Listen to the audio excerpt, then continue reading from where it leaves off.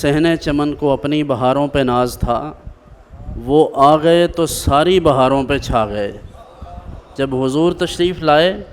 تو پھر پچھلی تمام نبوتیں اور تمام رسالتیں اور تمام انبیاء کرام علیہم السلام کی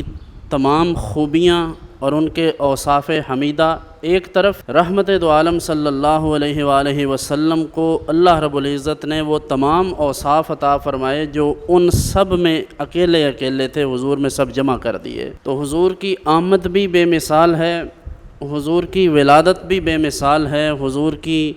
حیات طیبہ بھی بے مثال، اور حضور کا وصال با کمال بھی بے مثال ہے، اور اسی لیے گنبد خضرا بھی بے مثال ہے۔ حضور اکرم صلی اللہ علیہ وآلہ وسلم کی ولادت باسعادت اس حوالے سے بھی منفرد ہے کہ حضور اکرم صلی اللہ علیہ وسلم تشریف لائے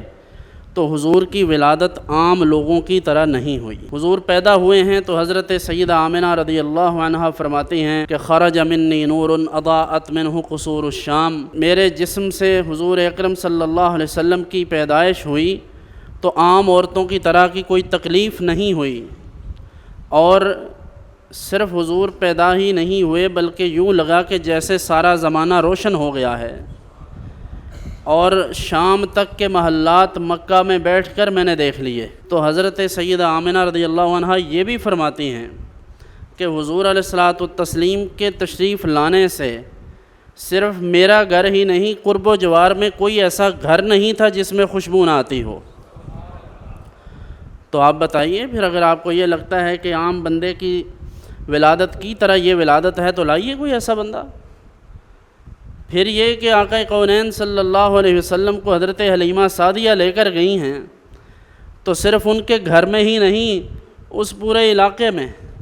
جہاں جہاں سے حضور گزر گئے ہیں، جہاں حضور رہتے ہیں، جہاں بچپن میں حضور کو رکھا جاتا ہے، وہاں بھی روشنی ہے، وہاں کسی چراغ کی ضرورت نہیں ہے۔ تو اس لیے بھی اللہ کے نبی ڈیزرو کرتے ہیں، اس بات کے مستحق ہیں کہ ان کی ولادت کو منایا جائے۔ اگر کوئی اور ایسا ہے تو آپ بات کریں۔ تو اس لیے یہ باتیں امتی کو زیب نہیں دیتی۔ پھر حضور علیہ الصلوۃ والتسلیم، آپ کے جسم اطہر سے نکلنے والا پسینہ وہ عام پسینہ نہیں ہے، وہ ہمارے پسینے کی طرح نہیں ہو سکتا۔ حضور کے پسینے کا یہ حال ہے کہ عرصہ ہوا طیبہ کی گلیوں سے وہ گزرے تھے، اس وقت بھی گلیوں میں خوشبو ہے پسینے کی۔ تو یہ میرے آپ کے کہنے کی بات نہیں ہے، یہ اعلیٰ حضرت بریلوی نے تو نہیں کہا، یہ تو حضور کے صحابہ کہتے ہیں کہ حضور اکرم صلی اللہ علیہ وسلم کا پسینہ خوشبودار تھا، اس میں سے خوشبوئیں آتی تھیں، اور بغیر خوشبو لگائے بھی حضور سے خوشبو آتی تھی۔ تو اگر کوئی ایسی شخصیت ہو تو پھر اس کا حق بنتا ہے نا کہ اس کا یوم ولادت منایا جائے۔ میں اور آپ اگر کسی برتن میں ہاتھ ڈال دیں،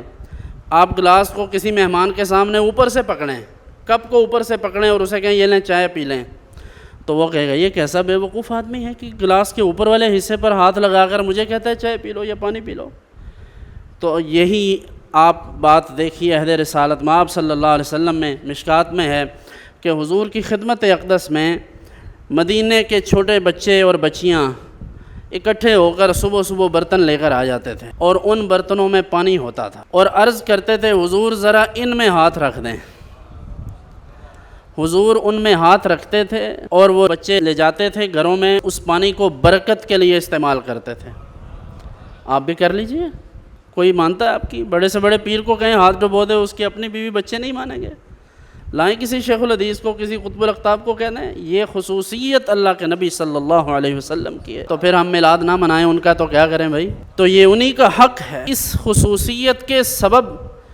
ہم سمجھتے ہیں کہ ان کا میلاد منانا چاہیے۔ تو اس لیے جن کو یہ وہم ہے، جنہیں یہ بتایا جا رہا ہے کہ اللہ کے نبی بس آئے تھے پیغام دے کر چلے گئے ہیں، تو وہ اپنا وہم دور کریں اور شیطان کے اس وسوسے کو دور پھینکیں، اور یہ جان لیں کہ اللہ رب العزت جنہیں نبوت سے سرفراز فرماتا ہے، وہ صرف پیغام ہی نہیں دینے آتے، وہ اللہ رب العزت کی طرف سے خصوصیات لے کر خاص امتیازات اور خاص حیثیت میں آتے ہیں، اور ان کی حیثیت قیامت تک چیلنج نہیں کی جا سکتی۔